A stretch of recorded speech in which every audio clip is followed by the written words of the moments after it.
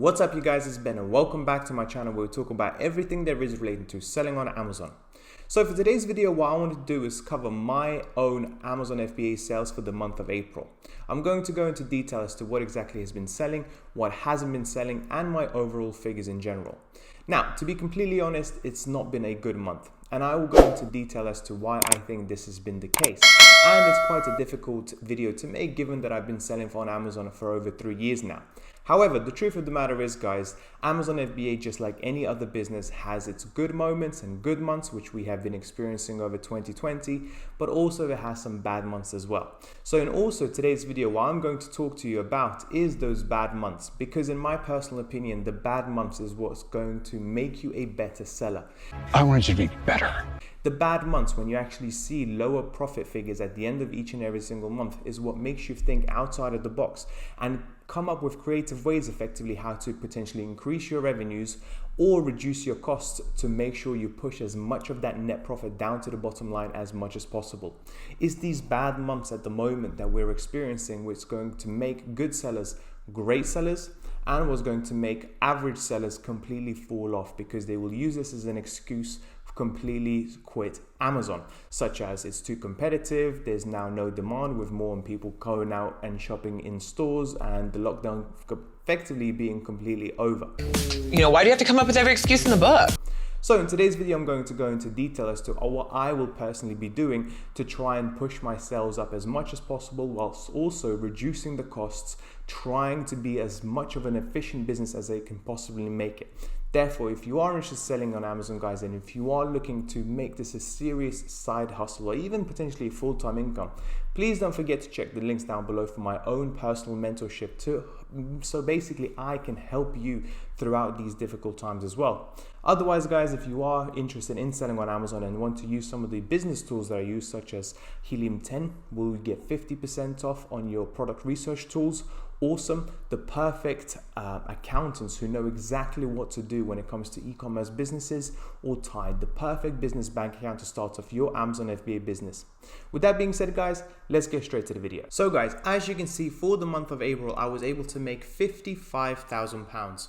Now, for some of you, this may sound like a lot. However, as you can see from my previous months, the trend is continuing to go down and down and down. And this is really upsetting because in January, I was on 84 with actually less products, and it continued to go down to 72, 59, and now it's up down to £55,000.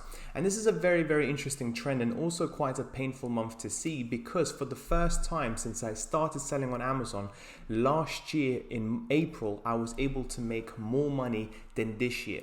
Now, all in all, you think each and every single year should be doing better, okay? Regardless of what's going on in macroeconomical environment, the more products you have, effectively, the more sales you should get each and every single month, year-on-year basis. However, this year, in this April, I was able to make less sales than this time last year. And there is a very, very good reason for that. And this is because precisely this time last year, people were under severe lockdown and people had no other choice but to buy everything on Amazon or other online marketplaces. This is when people literally had their shops all completely closed down except for essentials, and therefore if they wanted to buy anything at all to potentially entertain them at home, they had to resort to online shopping, which is why my sales last year, as you can see, it went from 30 effectively, last year £30,000 in the month of February, then to 48, basically double almost, to all of a sudden £79,000, okay? I saw a steep increase in sales last year, so it only makes sense now for me to see this steep decrease as well, because we obviously were not going to be under lockdown for a very, very long time. Now, what do I expect in the next few months? I still personally expect it to be quite rough because people are currently euphoric. They want to be outside of the house as much as possible. They want to be with their friends. They want to be shopping in stores. Matter of fact, today is a bank holiday and I went to my local shopping center and it was packed with people looking, touching and various other things to check and buy things that they can actually touch and feel by themselves, okay? Some people are tired of making shopping decisions online when you can only base your decision purely on what's in front of your screen. Okay, now what also is very interesting to see is, guys, the fact that I was able to actually increase my product unit count, okay? I kept on introducing more and more products, but my sales went even further down each and every single month, which just goes to show that sometimes introducing more products, guys, is not the answer to increasing your sales. If there is something happening in the economy, or potentially you're bringing out not so great products, regardless of how many products you're going to bring, your sales are not going to increase. You have to make sure you bring in the right products into the market that people are interested in buying there and now. Okay, I can easily introduce 10 Christmas jumpers, 10 variety of Christmas jumpers at the moment, which would increase my product count dramatically. However, my sales are obviously not going to increase. And as you can see here, if I just move myself a little bit, you can see that in January, what's interesting is that there was 27,000 sessions on my products. And basically what that means is each session is one unique customer looking at my products. And I had 34 products selling at that particular time. And as you can see, each and every single month, the number of sessions has actually gone down as the number of the products that I'm selling has gone up. So I've been selling more products, 5 more, matter of fact, and I'm waiting on many more to come in, but my session numbers have actually gone down, which just goes to show that people are not as interested in Amazon at the moment, which is comforting to some degree because I understand that this is what everybody's experiencing, not just myself. And therefore, guys, if you are experiencing tough sales at the moment, if your product is not doing as well as you thought it will be, it's okay, okay? This is happening to all of us at the moment. And I personally think this is going to happen throughout Q2, and then Q3 is going to go back up to normal in my personal opinion.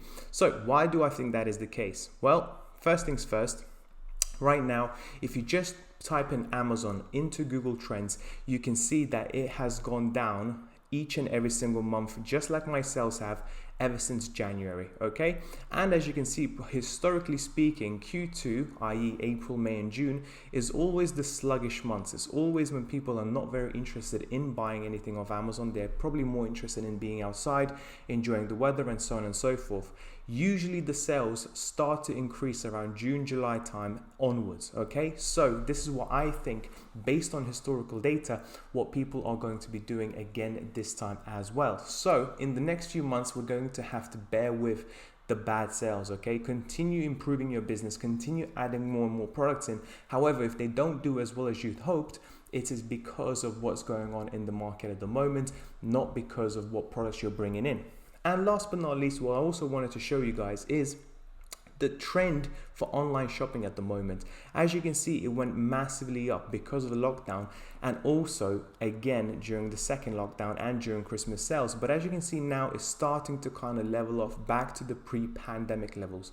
This just goes to show again to me that this is not something that I can control. I can't influence people's buying habits. If they want to shop in the shops on the high street, they're going to do so.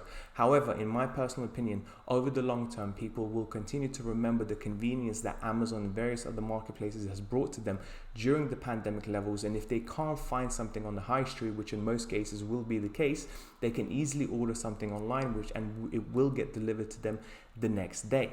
So with that being said, guys, my personal products that sold the best over the month of actually March and April have been those pandemic proof products that we buy basically regardless of what happens in the world at the moment.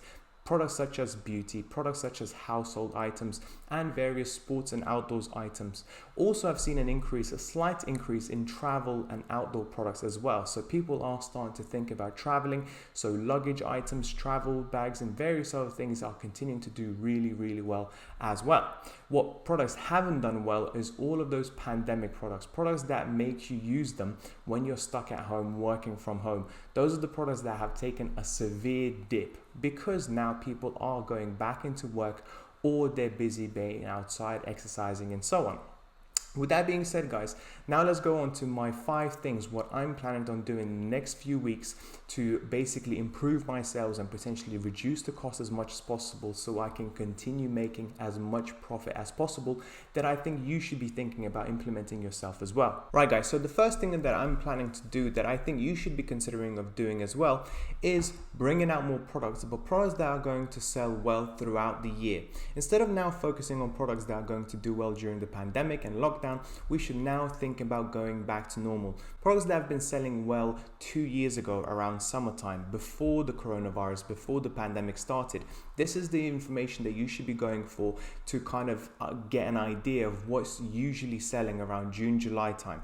Shipping delays are still here and they're still here to stay. So therefore, try and think about what's going to sell around midsummer to make sure that you have enough time to bring out a new product. Make sure you do a good listing, a good images and so on, and give yourself enough time to list that product, to rank it up to the first page. So when those sales do start to come in, you really get the benefit of them as much as possible.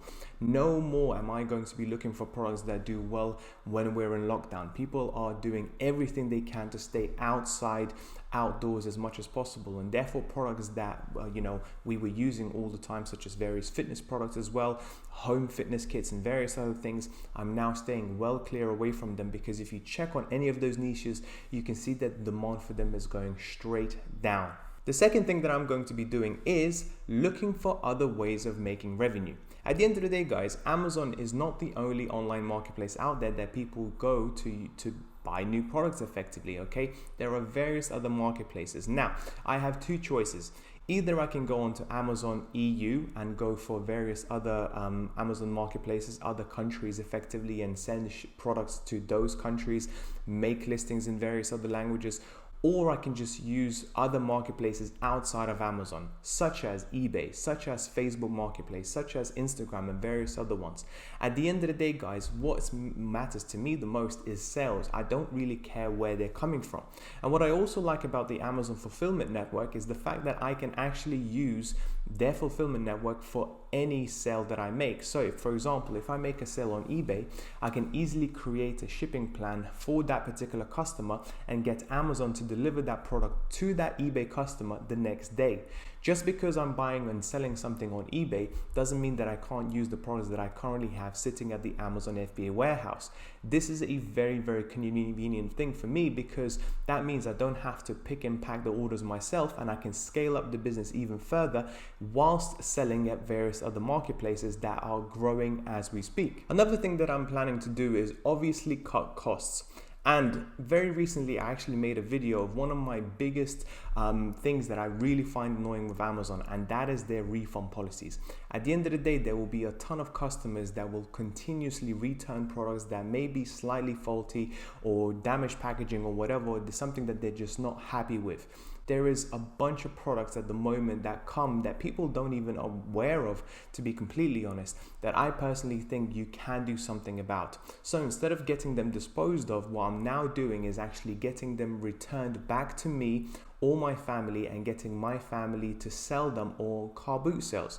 So instead of throwing that money away and throwing those products away completely, what I'm doing is basically getting my family involved, and therefore getting those products resold on a car boot sale to it, so I can at least make some money back, and instead of completely throwing those things in the garbage. And what's interesting is, because so many people are currently looking for a bargain, because so many of us have been unemployed, these products have been selling extremely well. Each and every single week, my family was able to make around 250 to 300 pounds in cash, completely in cash, selling products that I was going to throw away. And like I said before, these tough times is what makes me think, what can I do to potentially reduce my costs and increase my net profit? And at the end of the day, guys, £300 each and every single week is not a bad way to earn more income. The next thing I'm thinking of doing, of cutting my cost even further, is optimizing my storage. So what I used to do is basically do what's convenient for me, and basically send all of the products that I could possibly send to Amazon as quickly as possible, and therefore having the storage that I actually pay for per square footage half empty. Well, now what I'm going to do is actually fill up my storage units that I actually use on a daily basis up to the full, because at the end of the day, regardless if that storage unit is full, half empty or empty, the cost is exactly the same. Whereas if you send all the products to Amazon FBA warehouses, you're going to be basically paying for each and every single one of those units, because they do take up space, and therefore Amazon is calculating how much space does your particular account require.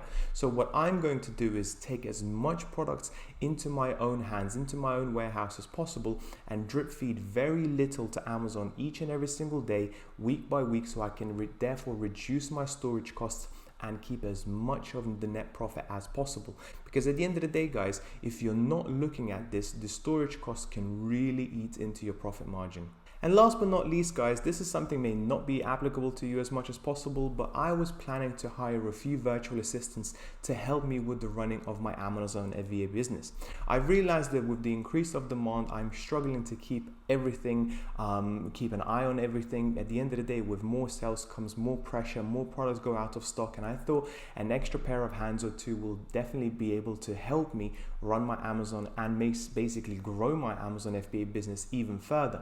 Well, with the revenue numbers going down more and more as we speak, I have to make sure the necessary adjustments are made, and therefore the necessary cost cuts are made, and therefore I will continue running the Amazon FBA business with my girlfriend Sarah all alone until those sales continue to go back up again to around 80 to 90,000 pounds each and every single month. Only then is when I'm going to start thinking of adding more and more people into my business. Now, I know what you may be thinking. Virtual assistants are relatively inexpensive, given that majority of them work in Philippines, China, Japan, and so on. However, each and every single penny costs, guys. Each and every single penny matters to us, even more so now when revenues continue to drop. With that being said, guys, that's pretty much it for today's video. I really hope you found it useful. If you did, please don't forget to like and subscribe, and comment down below how your sales have been going ever since the lockdown is starting to ease. I'm really curious to know. Thank you so much for watching. I'll speak to you soon. Bye bye.